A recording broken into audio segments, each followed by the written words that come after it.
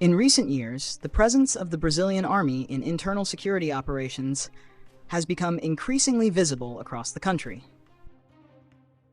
From major urban centers to critical infrastructure and sensitive political events, soldiers have appeared in roles traditionally associated with police forces.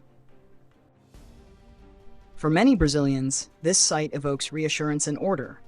For others, it raises deeper questions about the long-term direction of national security policy. At the center of the debate lies a fundamental issue. Is the Brazilian military being used as a temporary stabilizing force, or is it gradually evolving into a permanent instrument of internal security? Historically, the Brazilian armed forces have occupied a unique position within the state. Their core mission has always been the defense of national sovereignty, territorial integrity, and strategic autonomy. Yet Brazil's legal and constitutional framework also allows the military to support civil authorities when public order is under severe threat. This dual role is not an anomaly, but rather an embedded feature of Brazil's security architecture. Unlike some countries where military involvement in domestic affairs is explicitly constrained, Brazil has long viewed the armed forces as a last resort guarantor of stability when civilian institutions face extraordinary strain. The growing reliance on the army for internal security is not occurring in a vacuum. Brazil's public security challenges are structural and persistent. Organized crime networks, heavily armed gangs, and transnational trafficking routes place immense pressure on state and municipal police forces. These forces often suffer from uneven funding, fragmented command structures, and limited capacity to sustain prolonged high-intensity operations. In this context, the military offers capabilities that are difficult to replicate elsewhere. Centralized command, disciplined manpower, rapid deployment, and logistical reach. For policymakers facing urgent crises, calling in the army can appear to be the most efficient and immediately effective solution. Public perception plays a crucial role in reinforcing this trend. Surveys and media narratives frequently show that segments of Brazilian society retain a comparatively high level of trust in the armed forces. The military is often seen as professional, disciplined, and less susceptible to corruption than other institutions. This perception, whether fully accurate or not, creates political incentives to deploy soldiers in moments of heightened insecurity.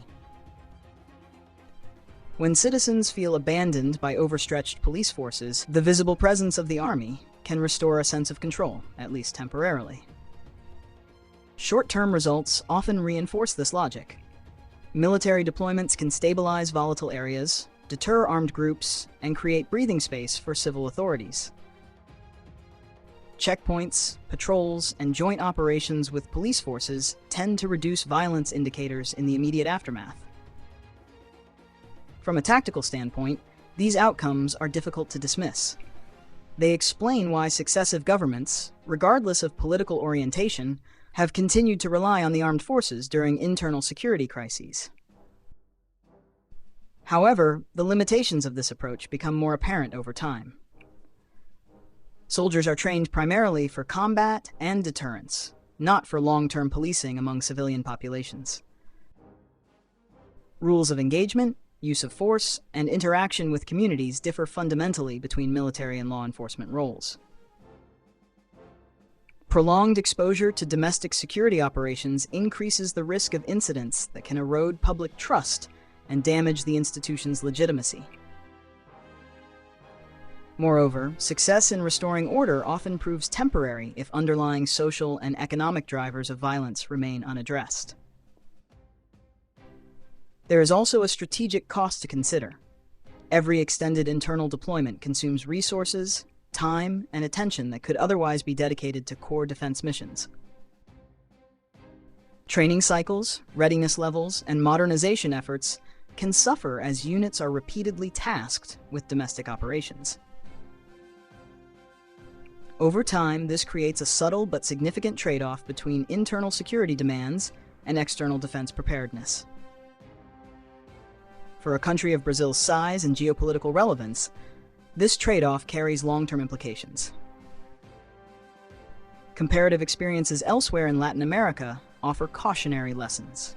In countries such as Mexico and Colombia, sustained military involvement in internal security has produced mixed results. While armies have at times succeeded in suppressing violence, they have also faced challenges related to human rights, institutional overstretch, and blurred civil-military boundaries. Brazil has so far avoided the most severe outcomes seen elsewhere, but the trajectory itself warrants careful scrutiny rather than complacency. The issue also intersects with defense budgeting and industrial priorities. When internal security becomes a dominant concern, procurement decisions may shift accordingly. Investments may favor vehicles, surveillance systems, and equipment optimized for urban and low-intensity operations, rather than capabilities required for conventional deterrence or territorial defense. This can influence flagship programs and shape the evolution of Brazil's defense industry in subtle ways. While dual-use capabilities offer flexibility, an excessive tilt toward internal security risks, diluting the strategic focus of long-term modernization plans. Internationally, Brazil's restrained and pragmatic defense posture has earned it a reputation as a responsible regional actor. The country is not viewed as aggressive, nor does it seek to project military power beyond its immediate interests. Extensive use of the armed forces in domestic roles does not automatically undermine this image, but it does raise questions among observers about civil-military balance and institutional priorities.